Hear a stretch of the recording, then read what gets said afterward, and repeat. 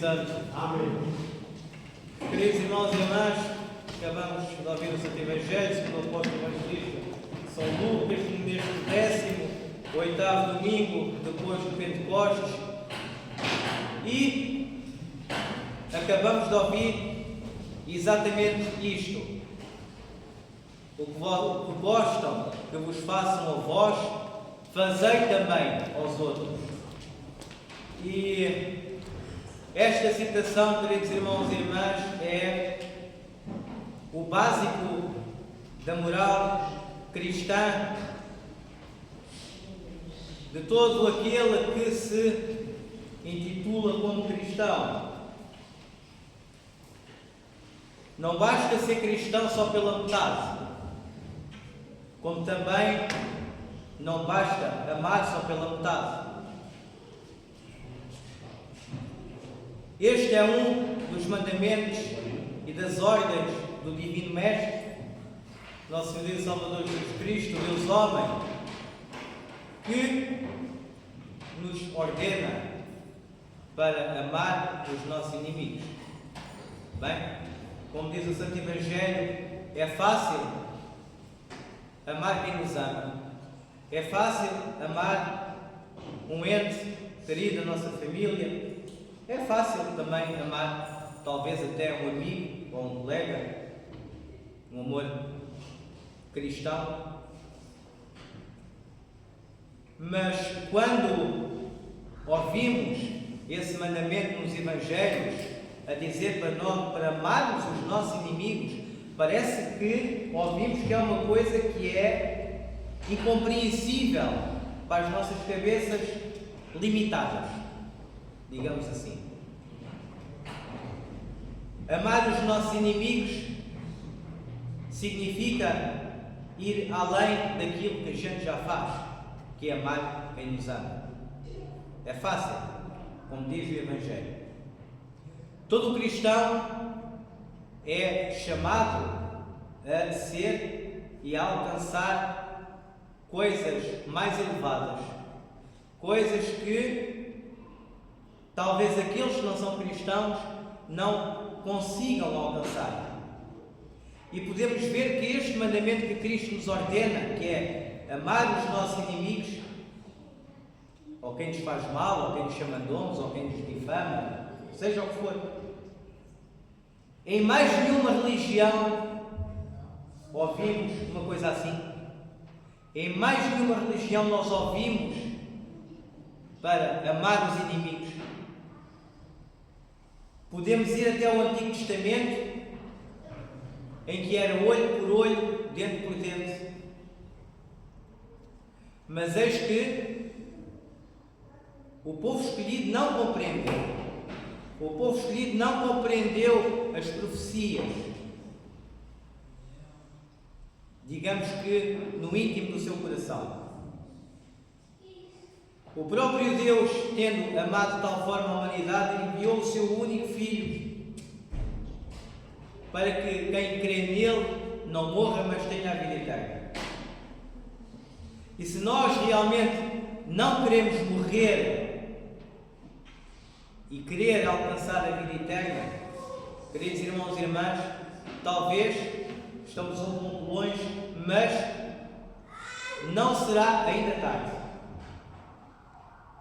Ouvimos o Santo Evangelho durante os domingos, ouvimos a palavra de Cristo e Ele próprio nos ordena e nos chama a atenção para nós passarmos por cima do nosso orgulho, para passarmos por cima da nossa vaidade e tudo aquilo que é supérfluo nas nossas vidas e verificar como teremos paz em nossa alma, como não teremos maus sentimentos, como não teremos o nosso coração obscuro e cheio de mágoa e de sofrimento quando perdoamos aos nossos inimigos.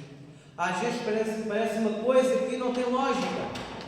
Como é que eu vou perdoar aquele indivíduo que disse mal de mim, que me ofende, que me afronta? Ou como é que eu vou perdoar perdoar ainda mais aquele indivíduo que me deu um tiro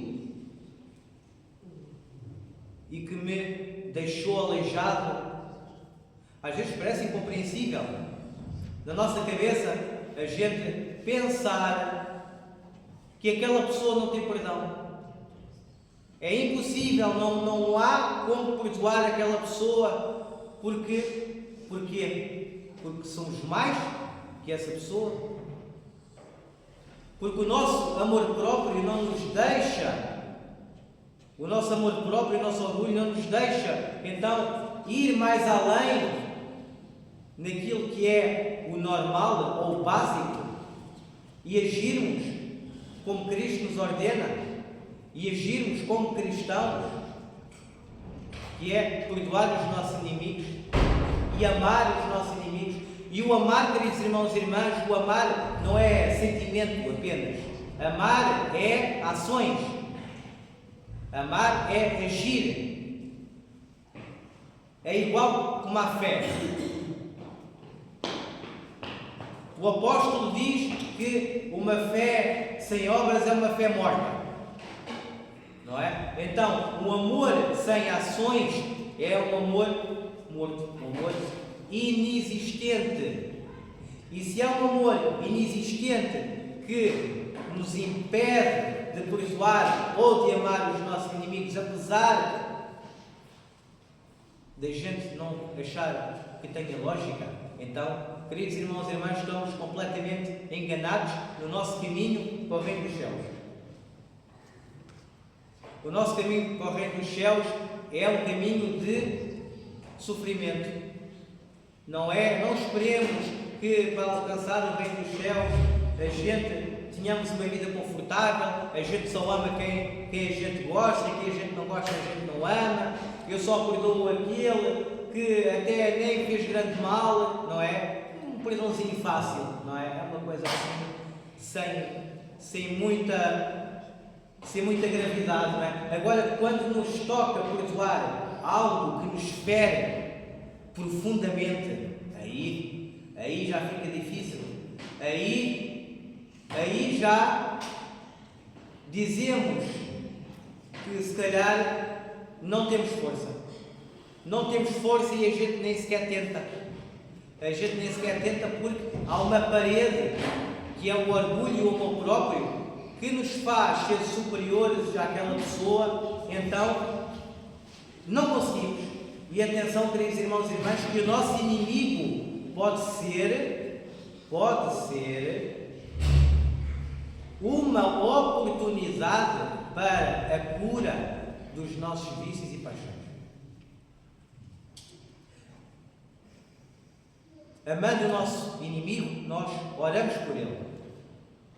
Oramos fervorosamente e dizemos em nossos corações, sinceramente: Senhor, salva este teu servo que me persegue, que me difama, que me faz mal e que vive para me fazer mal. Salva, Senhor, este teu servo e não me faças desaparecer por causa do meu pecado, de julgamento que nós temos para o nosso inimigo.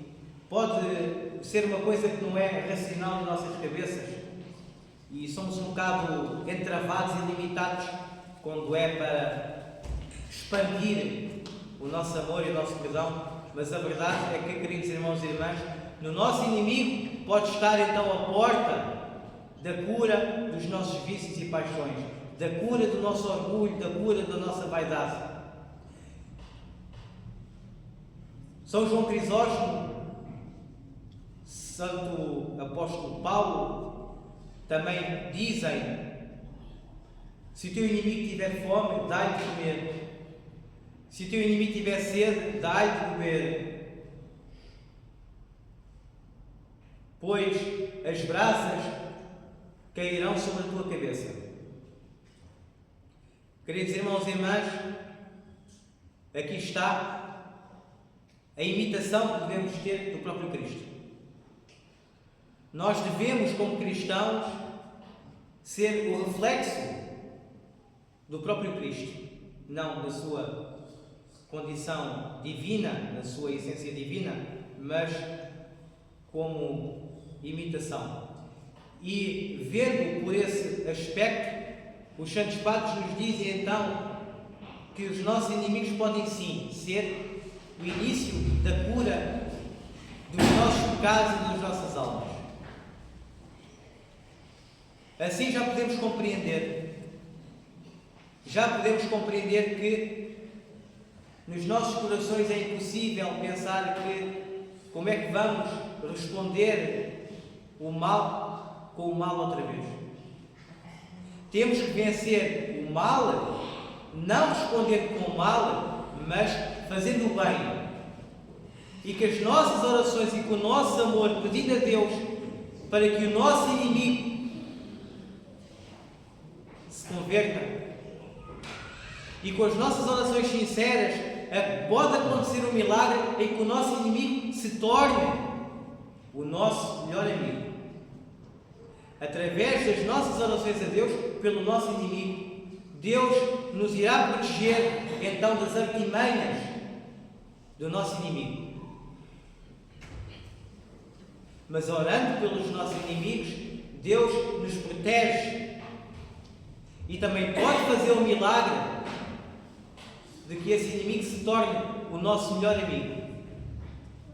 Porque não devemos ver a pessoa de uma forma errada. Não podemos ver a pessoa como nosso inimigo, apesar de todo o mal que ele nos faça. Nós odiamos o pecado, mas não odiamos o pecador. Aí, queridos irmãos e irmãs, confundimos o pouco e, olhando para aquele nosso inimigo que nos faz mal, olhamos para o pecador que está sob o domínio do inimigo da raça humana, que está sob o domínio do demónio, que está doente. E existem vários tipos de doença. Então o nosso inimigo está doente. E nós também, quando estamos doentes, vamos ao hospital para nos curar. E esse irmão inimigo também espera uma oportunidade que nós próprios, que fomos ofendidos por ele, pelo nosso inimigo, e orando por ele, ele se possa então retornar a Deus, se curar da doença maligna e com alegria dar-nos então um forte abraço para aquele que outrora foi o nosso maior inimigo e que agora, graças às nossas orações, Deus fez então o milagre de converter esse nosso inimigo. Por isso, queridos irmãos e irmãs, pedimos então ajuda à Santíssima Virgem Maria em nossas orações para que o seu Filho, nosso Senhor e Salvador Jesus Cristo, nos fortaleça na nossa fé, nos fortaleça no nosso amor, nos fortaleça no nosso arrependimento e perdão, para que nós não vejamos as pessoas como inimigas, apesar de todo o mal que elas nos fazem, mas como pessoas doentes, como pessoas que precisam das nossas orações, para que assim, com a nossa oração sincera, possamos também nós sair a usufruir das bênçãos de Deus, com a sua proteção e com a conversão dos nossos inimigos. Amém.